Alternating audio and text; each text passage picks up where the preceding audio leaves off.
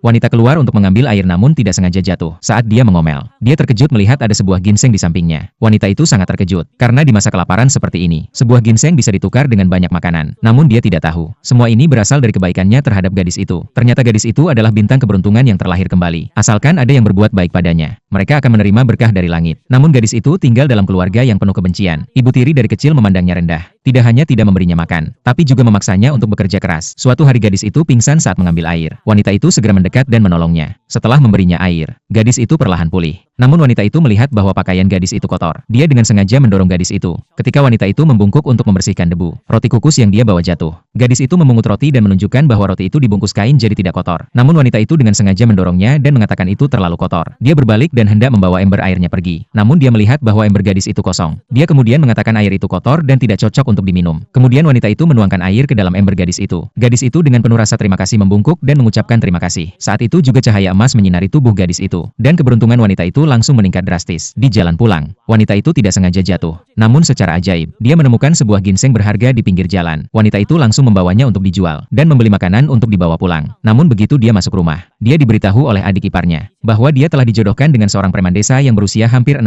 tahun. Namun wanita itu sama sekali tidak memperhatikan teriakan adik iparnya dan memutuskan untuk keluar untuk menghirup udara segar. Namun secara tak terduga, dia bertemu dengan gadis kecil itu lagi. Saat itu, gadis kecil itu memeluk wanita itu dengan cemas sambil menangis. Ternyata ibu tirinya berencana menjual gadis itu kepada para pedagang manusia. Dan gadis itu tahu bahwa wanita itu tulus peduli padanya. Jadi dia datang untuk memintanya bantuan. Melihat ibu tiri dan orang-orang yang mengejarnya datang, gadis itu ketakutan dan jatuh ke tanah. Saat ibu tiri mencoba untuk membawanya pergi, wanita itu dengan kuat menarik gadis itu. Mereka berdua terlibat dalam tarik-menarik. Wanita itu berteriak dengan keras, "Ada anak yang sedang dijual." Suara itu dengan cepat menarik perhatian seluruh desa. Kepala desa segera menghentikan orang-orang yang menarik mereka. Setelah mengetahui kebenarannya, kepala desa memarahi ibu tiri. Ibu tiri mencoba membela diri, mengatakan bahwa kekeringan telah menyebabkan tanaman gagal panen. Jika mereka masih merawat gadis itu, keluarganya tidak akan bisa bertahan hidup. Mendengar itu, kepala desa langsung membongkar kebohongannya, mengatakan bahwa ayah gadis itu mengirimkan uang setiap bulan. Namun ibu tiri menjawab bahwa uang itu sudah habis, dan berbohong dengan mengatakan bahwa ayah gadis itu meninggal 3 bulan lalu. Saat itu kepala desa memutuskan untuk meminta orang-orang mengumpulkan beras. Namun penduduk desa tidak bersedia. Para pedagang manusia yang melihat situasi ini, bersiap untuk membawa gadis itu dengan paksa. Namun gadis itu menggenggam erat pakaian wanita itu. Saat wanita itu melihat tatapan putus asa gadis itu, dia teringat ketika dulu dia diusir dari rumah. Ketika gadis itu hampir dibawa pergi, wanita itu dengan kuat menggenggam tangan gadis itu, dan dengan tegas menyatakan bahwa dia akan merawatnya. Namun dia tidak memiliki cukup beras. Saat itu dia melihat tunangan adik iparnya, yang selama ini diam-diam mencintainya. Melihat wanita itu membutuhkan bantuan, tunangan adik ipar langsung tanpa ragu mengeluarkan uang seserahan. Namun semua ini kebetulan terlihat oleh adik iparnya. Melihat kakaknya dan tunangannya bersikap akrab, adik iparnya sangat marah dan langsung mengambil tongkat dari samping. Ketika dia bersiap untuk memukul kepala wanita itu, gadis kecil itu sekali lagi memancarkan cahaya emas.